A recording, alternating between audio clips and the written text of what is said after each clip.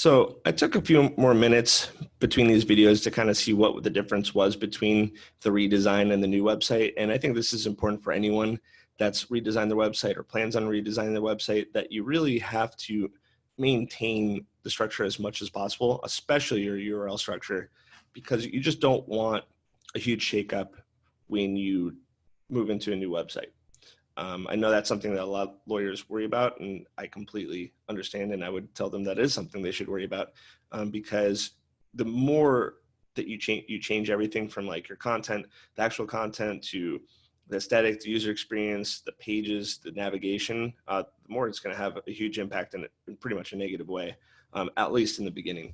So, I was curious about that blog in the previous website, and I did see, the way back here, we're looking at October 21st, about a year and a half ago. And yeah, the blog was accessible right there. There was a media, there was articles, practice areas that did have drop downs. And, that's removed now. And then when that happens, you have to pretty much encourage Google to reevaluate and recrawl all the pages that you've had in the past. And if you're not going to really kind of give them the guidance or the path to do that, it's going to make things a little difficult. I did look on SEMRush briefly to see if there's like a huge impact with the redesign. It looks like pretty steady, but I'm not sure if there's exactly a lot of traffic to begin with.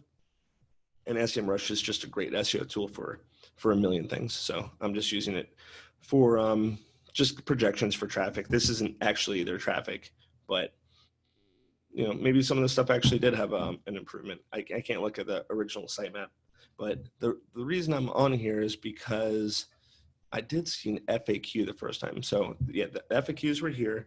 This is also how I knew about the events, and that made more sense. So I'm not sure if they're doing events any longer, because it's not really, well, it's featured up here.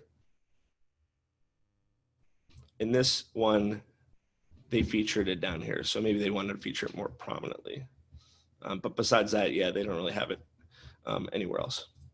But yeah, before there was an FAQs, and maybe I can click through there. So I can't, but it used to be a part of resources. Now when I go to it, I go to resources, there's a blog, there's actually, these are two of the most recent blogs that feed into here for some reason. I was actually confused by that because I didn't really know that this blog here was associated with these. I didn't know this was like a preview of what was on the blog. They have articles here, they have a video library here, and then it kind of goes in here. There's a very, very small link here for FAQs. So talking about FAQs, it's good to answer as many questions as possible and also mark it up for the structured data. So that being said, we can take a look and see if there's any sort of schema, if I can spell it. So there's a schema for, and this is like the behind the scenes stuff that lets Google know more about your website. This isn't really readable by anyone else. So this is kind of a missed opportunity here, because for FAQ, you do want to use FAQ schemas. So in results, you can see some of the FAQs that are answered right there without having to click through to your website.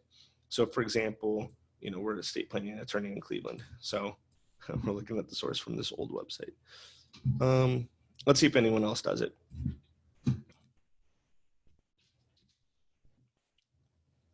Yeah, so you have a few. No one's really answering questions though, and I don't think that you're going to see it on the next page. No, you're not. But let's just see if we can do a search. I mean, one of the times that I see it by far the most is definitely, we work with someone who's Houston car accident, and this is FAQ schema, followed by review schema, FAQ schema, review, FAQ. Yeah. I wouldn't say everyone has it. All of them have it.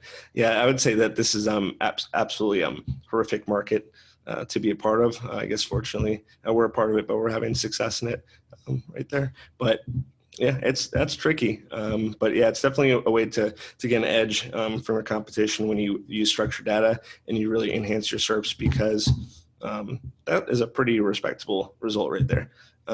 Straightforward, correction alert near me, stuff in some keywords, auto accident, car wreck, why hire, they got this. I mean, look how much they're taking up here compared to like another search. So FAQ schema, I definitely encourage people to write FAQs. This is a great layout. It probably answers some of their main clients' questions. They're important to feature on the website, but they should also be coupled with structured data because that'll go a long way in SERPs. So the last part of this analysis is we're going to look at the maps, and then we're going to go right back into our audit. Thanks.